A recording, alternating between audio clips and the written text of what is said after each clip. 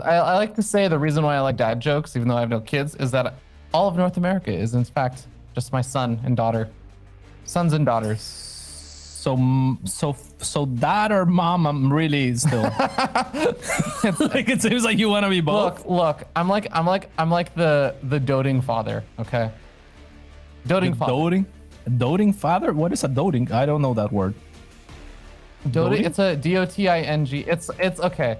It's like where if you are really, really uncritically fond, according to dictionary.com. If I want to look up. It's basically where you're like super duper loving and caring for. Oh, okay. Yeah. Like a motherly father. Yeah, exactly. Wonderful. All right, in the bottom left-hand side of the map for Team Alpha X, it is Future.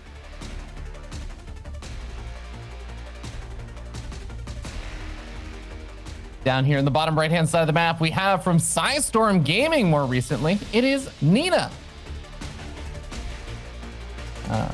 For those who don't know how Nina actually ended up on Psystorm, formerly on Team Exxon, which actually recently got acquired by Psystorm Gaming within the last week or two, I think. Yeah, even less than that. I think within a couple of days. So that's pretty awesome. And yeah, we have now Nina playing for Psystorm alongside the entire roster of Exxon. They are very powerful now together. So that's good to see as well. Nina here trying to block the command center on the low ground, and Future trying to you know, hard pressed to take it because he has two SCVs, not one but two on that probe. We'll see if Nina chooses or opts for the pylon. She will not, and will not be able to escape either. So first blood drawn from the young American Terran. Yeah, I actually do want to spend a little bit of time just talking about the playstyles of both these players, and I think I won't typecast them so hard anymore as I probably would have maybe like a few years ago, where I think that they only play this particular way. But I do think that their tendencies both go in this particular direction of the way I'm going to explain it. So I think that Nina has this almost like philosophy about how she plays StarCraft, where if she can get, let's say, like a 3% advantage, but it's going to require like a 60% risk, Nina is the kind of player who will take the 60% risk for the very small advantage. And she'll do that repeatedly, which can make her a very flashy looking player, but sometimes she kind of just falters very, very quickly like that. And I think that leads to a lot of the, I guess, the inconsistency that Nina experiences. And I think Future has inconsistency in a different way. Future is like a very aggressive player, and he will take more like larger strategic risks with his play. Kind of, I don't know, like I almost think like a little bit young, hot-blooded in a sense, kind of Future style. But it leads both of them to be inconsistent sometimes with the results in different ways. I completely agree with you in that assessment, Ravi. I think that that's a very good way to summarize both of these players, both of whom I am very fond of and have known for a very long time. I think that they are both some of the most intuitive players that you will ever find. They make decisions based on their gut feeling pretty often, and that allows for them to make very quick decisions, but they're not always, you know, the most say logically sound. But both of them actually tend to make up for that with their micro, right? Like, and that's where they're always tested, and they're always testing their opponents. Can you keep up with me? And, you know, we're gonna do the flashy plays, and we're gonna be looking at the army more than most players would. Yeah, absolutely. And I think that actually does set us up for potentially, you know, I don't want to jinx it because I kept saying this about like Hero Marine versus Showtime and the opposite direction of it being this great macro series, but ended up not getting that. I don't want to jinx it, Paulo, but I'm hopeful that this is going to be a flashy series, a series with a lot of like really cool micro moments. Yeah, I mean, on this map, if we didn't see the blink coming, I would have predicted Nina to do something like a Colossus drop, just because the air distance is so short, right? Future will likely be looking for some sort of two-base aggression if Nina doesn't start it, and I feel like both players can play to this information as well, right? Like they can actually read into each other's playstyles a lot, and we'll see if either has an edge in that front as Nina moves out with a considerable number of stalkers and is gonna meet these Marines. Yeah, I mean, the Stalker's doing a good job picking off against some of those Marines. I was gonna say Blink wasn't done, but Nina's paying attention and even has an Adept actually back inside the natural expansion right now, doing a little bit of damage there, but Nina has to be so careful. She wants to continue to pick away at these Marines, take away from the power of this force, and if she is able to, she's gonna be able to pick off the siege tanks. Very well done by Nina there, and a little bit hasty of a siege from Future, but perhaps dealing with this adept has caused them a little bit too much trouble, as the stalkers are gonna pounce, making further room for that adept, which is up to 5 SCV kills now back at home. And don't forget that Future also has SCVs on the other side of the map, so he's not able to deal with this one adept threat. It's gonna cost them 7 SCVs. Future. Oh man, that is a painful one. But yeah, his attention has just been focused over here. And this is a nice move from Nina. Going to the main base, blinking down to the low ground, and then looking for all the reinforcements. Just barely missing one of the big tanks, though. Yeah, that would have been huge indeed, but the slow push from Future is pretty slow. And now Nina is going to make her way into Future's natural base and continue on with this worker annihilation. Actually, she goes for the main, almost unnecessarily so, but the tank will be sieged a little bit late. Now SCV is being pulled. And Nina doing fantastic work here, while Future's aggression has been completely stalled by the fact that he's having to defend.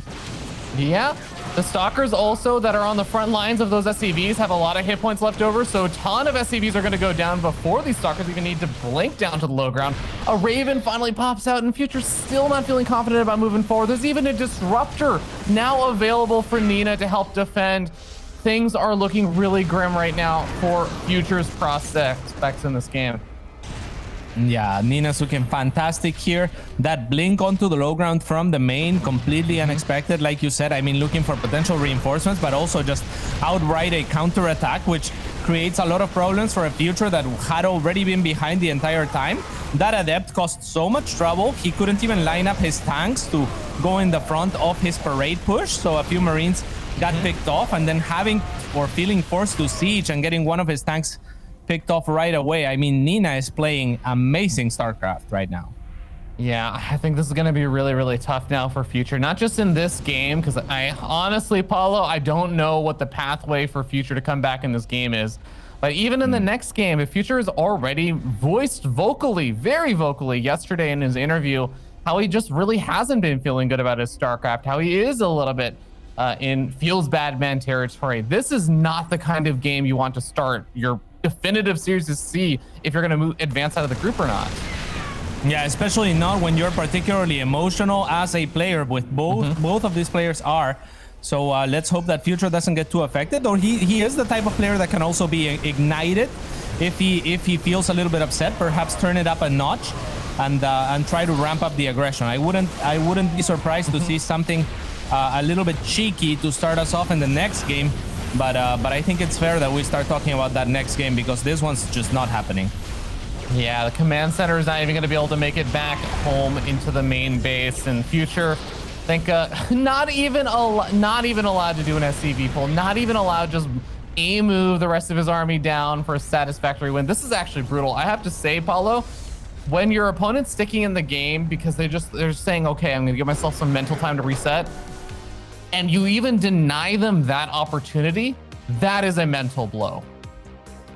Yes, indeed. No real reactions from either player after that game, which is not necessarily what I would expect of either of them. So I didn't see either of them. Nina not celebrating, and Future not really particularly bummed about it. So so that's good to see that they're both keeping their composure, because that gives me hope that the series will stabilize.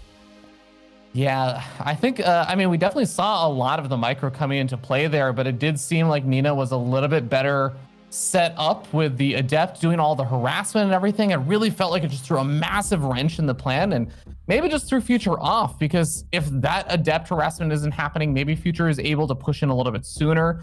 So all those stalkers, that was the entire army basically of Nina blinking down to the low ground to intercept reinforcements.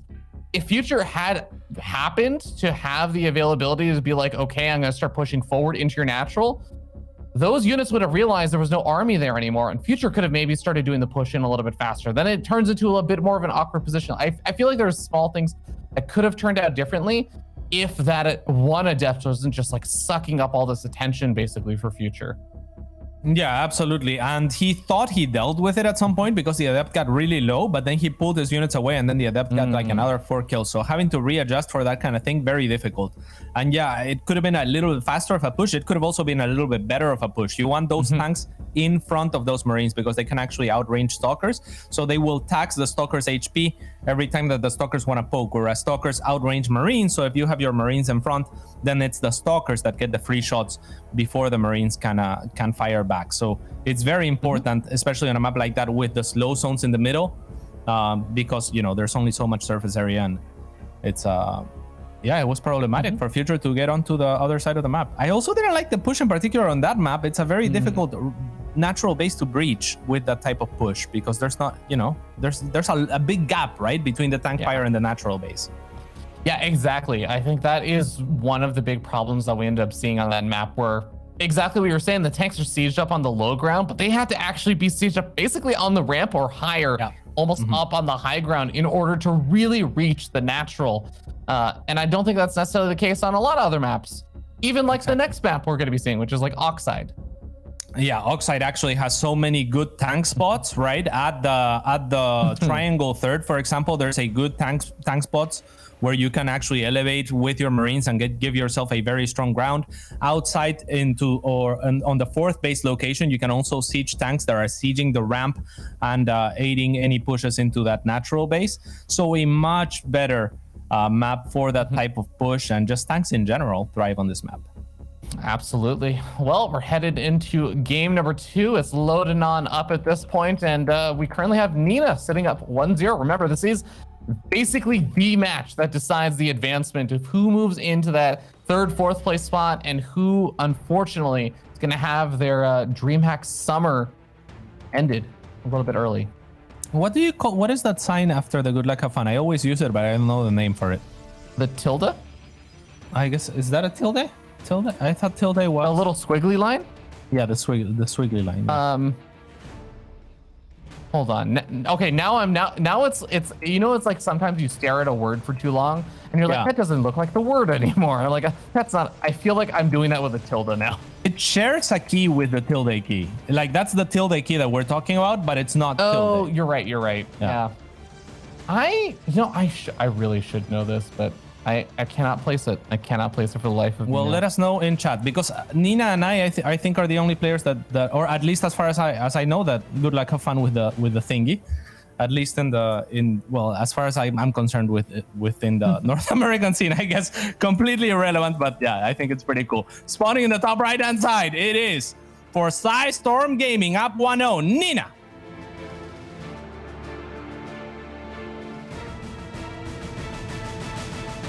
And down here on the bottom left-hand side of the map, the red Terran player from Alpha X Esports. He is Future. I just always felt like the squiggly line gives it a personal touch, where it's like, you know, it's a little bit more than just saying good luck have fun. It's like, I'm saying good luck have fun, but you know, it's, you know, kind of like how you meet on the street with someone and you're like, how are you doing? Good. And it's like, oh, it's always the same exact thing. You know, it's kind of like, it's kind of keeping you mindful that you are good, like have funning. I don't know. It's like you're not saying how are you doing. You're like, how you doing? Kind of, you know, your own little flavor in there. Yeah, something like that.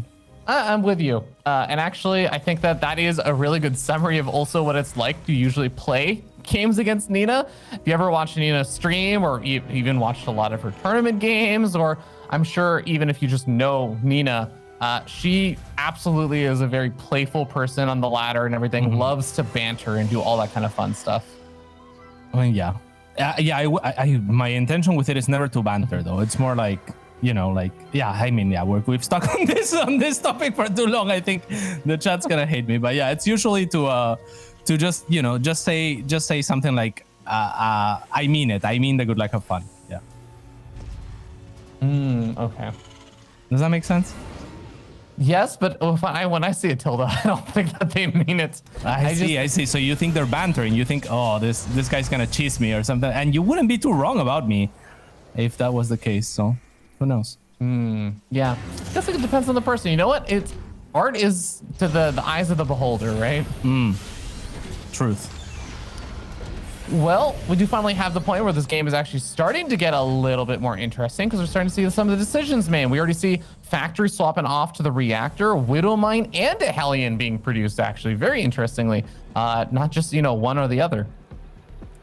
Yeah, you love to see it. We'll see the order in which the units get loaded up, as that's also going to determine the order in which they get dropped. And it's a thing that most players tend to ignore, but Future has a keen eye and sense for detail, I want to say, in that kind of way, where he's probably going to be looking at those things and trying to make them work to his advantage. So it's going to be 2 Widow Mines being produced to be loaded into that medevac. Okay, the Hellions are going to be able to poke in at the front and try to distract Nina a little bit, especially since the Stalkers and the Adept are all on the ramp right now. But with so few of these Hellions actually around, I have a hard time seeing that they're actually going to be able to do a whole lot of direct damage. And man, Nina is so set up with the vision to just intercept any kind of dropped attempts. I mean, we have a probe on patrol. We have a pylon that's scouting in the bottom left-hand side. Funny enough, the only area that's not actually covered is the top left, which is where Future is coming in from. Yeah, I'm surprised about the angling for Future. It gives Nina a little bit of time to react regardless. Doesn't drop all of the mines, however. One of the Hellions will make his way past. Only 2 probes have fallen, I believe a Stalker 2 maybe. But the one in the main, Nina not reacting fast enough, not with all of the probes at least, and that one will net Future another 4 probes and another one. Not bad. Widow Mine finally goes down, but the medevac and the other Widow Mine are still alive and well and making their way through the main base. Now with the boost off of cooldown, should be able to safely escape as well. So pretty successful drop over there from Future, especially since he kept one of the Widow Mines alive, which is kind of a rarity. Yeah, did lose all of the Hellions though. So if we actually look at units lost, it's dead even at 400. Yeah, but I feel like this is one of those stages in the game another drop. Yeah. No, empty medevac. No, it's in the main. Okay. Dropped in the main. Not finding a whole lot of damage there. But yeah, I feel like this is the point in the game where the Protoss player really would want to be up a bit of supply rate or up a few workers or something, especially with the advent of mules. So I feel as though Nina not having that advantage is a little bit concerning to me.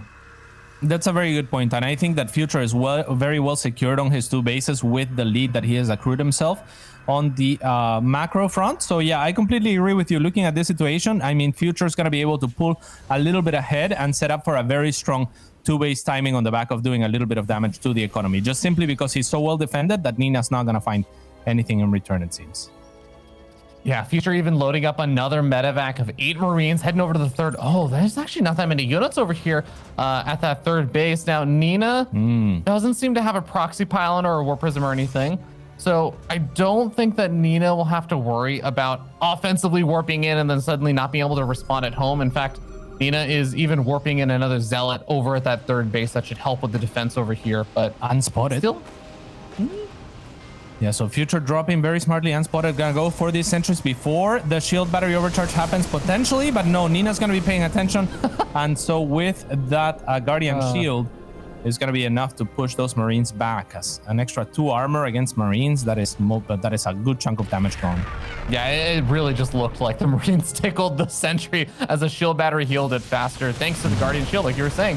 And now the Stalkers gonna notice that this army is starting to move on out. A handful of their shields have been reduced, but those will recover by the time that they make their way back across the map. She's gonna continue to try and delay this. The absolute ideal is that you want to force a siege up, but there is just way too much bio and not enough Stalkers to do something like that. Yeah, this disruptor shot has to be massive. It is massive. Way too big. What is going on? This is so uncharacteristic of Future. What a huge blunder. Not really splitting his units at all. Perhaps focused on the disable from that Raven, and he took it for granted. Oh, Paulo, that really hurts. That really stings. This is the kind of stuff that I feel like Future is usually very good with. He's exceptional with having those exact split-minute decisions where he's saying, okay, target fire down the disruptor, or split up my army, or load up into the medevac. He is one of those players that really finds a lot of strength in that stuff. So seeing him falter to that and lose would look to be actually like a really nice lead. Oh man, that's brutal.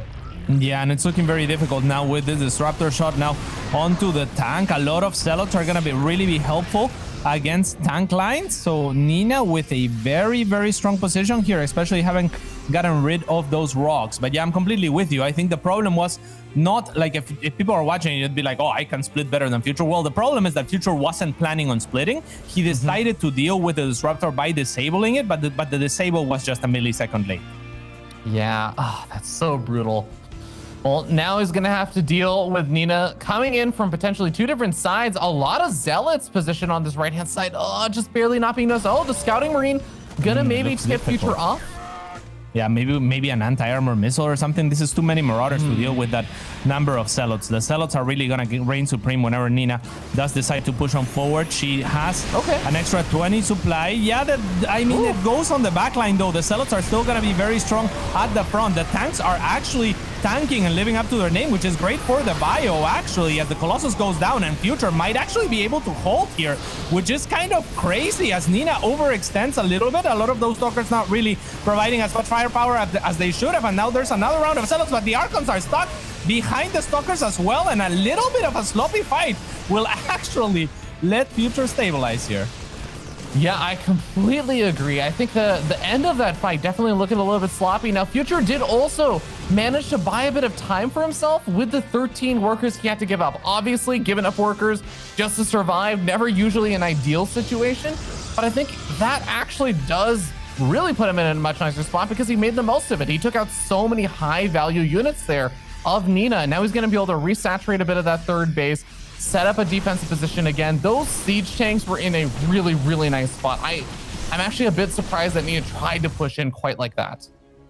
Yeah, the problem was that she wasn't consolidated at all fronts, and I think that she had the better angle through the rocks that she broke, but instead went in through the choke into a choke created by the command center, and the command center and the SCVs 13 go down, but that means those are SCVs that are soaking up damage that the army is not soaking up.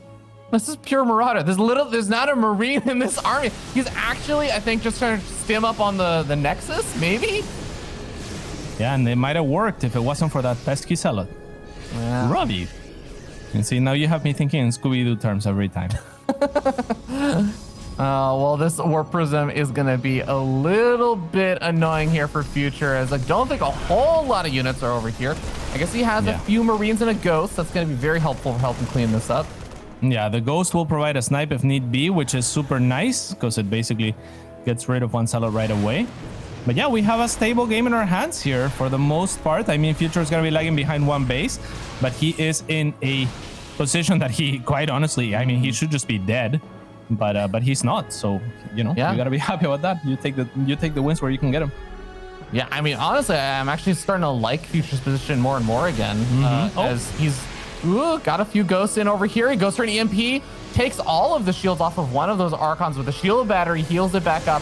Shield battery overcharge may be very helpful over here very soon because those shield batteries are running a little bit low on energy now. Yeah, Future a little bit sloppy on the army control here, controlling the army and the Vikings all together, right? Like those Vikings want to be potentially in a control group of their own, doing exactly what they're doing now, poking forward, but this is a bad time as the shield battery overcharge is still running. Yeah, now the shield battery overcharge is expired, and also that shield battery is basically out of energy, so not a whole lot of healing happening anymore. There come the dreaded disruptors, but great focus fire over there with a siege tank hitting those disruptors. Still ends up losing his siege tanks over here, though. Another disruptor shot should be off of cooldown, and it's gonna come forward. Doesn't find too many units. This is a pretty close fight, but I think that the frontline buffer evaporates there for Nina, and now the units are all vulnerable. This Colossus getting focus fire down one by one, and just Zealots on their own are not that big to actually be able to push this back. Yeah, what's crazy is if that Zealot warping was 1 second earlier, they're actually standing in front of all the army that's actually dealing the damage in those Colossus, and this goes completely the other way around. But it is a game of seconds indeed, and now Future with a little bit of a lead here, though that disruptor might have something to say. Oh my god. Okay, it has an okay shot. The Widow Mines actually kill some of the bio before they finally get picked up into the medevacs, and one of the medevacs does get picked off. Majority of the units that were picked up, which are all basically in one medevac, do survive. I am really worried about one thing though now, Cats, is that right now Future, I think, has done a really nice job putting that pressure on, staying alive.